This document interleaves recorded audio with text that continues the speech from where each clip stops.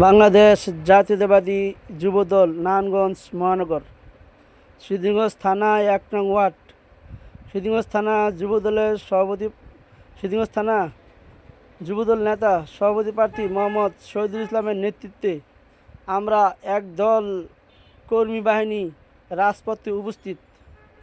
রাজপথ যানজট মুক্ত করার জন্য আমরা উপস্থিত। পরীক্ষার্থীরা যেন সঠিক সময়ে কেন্দ্রে পৌঁছাইতে পারে, এই জন্য আমরা এই রাজপথে উপস্থিত হয়েছি।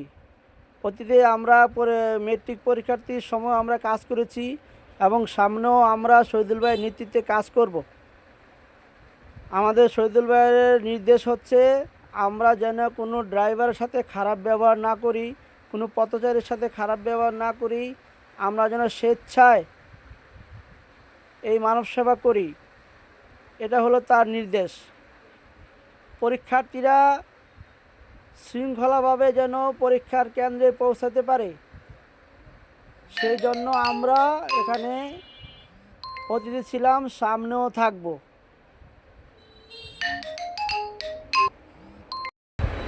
মানবিক নেতা মোহাম্মদ শহীদুল ইসলাম ভাই আরও বলেন,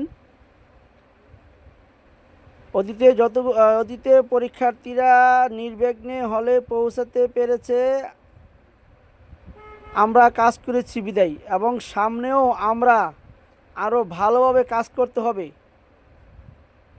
শহীদুল ভাই আরও বলেন, শুধু এই পরীক্ষার্থীদের জন্যই নয়, রাষ্ট্রের যে কোনো দুর্যোগে আমরা স্বেচ্ছায় সেবা দেওয়ার জন্য প্রস্তুত আছি ইনশাল্লাহ।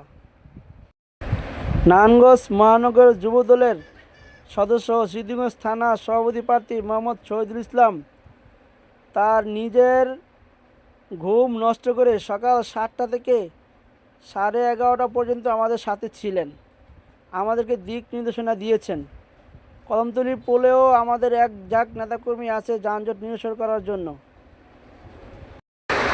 নারায়ণগঞ্জ মহানগর যুবদলের সফল সভাপতি মনিরুল ইসলাম সজলের নির্দেশে শহীদুল ভাই রাজপথে আছে। নারায়ণগঞ্জ মহানগর যুবদলের সফল সদস্য সায়েদ আহমেদের নির্দেশে শহীদুল ভাই আমাদেরকে একত্রিত করেছে।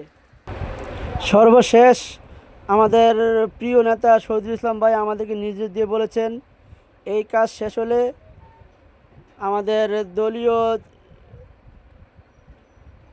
দলীয় যেই নেতাকর্মী আছে প্রত্যেকের কাছে খবর পৌঁছে দেওয়া, পরীক্ষার্থীরা পরীক্ষার হলে যাবে, সবাই যেন আমরা সম্মিলিতভাবে তাদেরকে সহযোগিতা করি। যেখানে হোক, পাড়ায়, মহল্লায়, স্কুলের সামনে, কেন্দ্রের সামনে, যেখানেই হোক, যে যার অবস্থান থেকে যেন প্রত্যেকে সহযোগিতা করি, যেন পরীক্ষার্থীরা সঠিকভাবে কেন্দ্রে পৌঁছাতে পারে।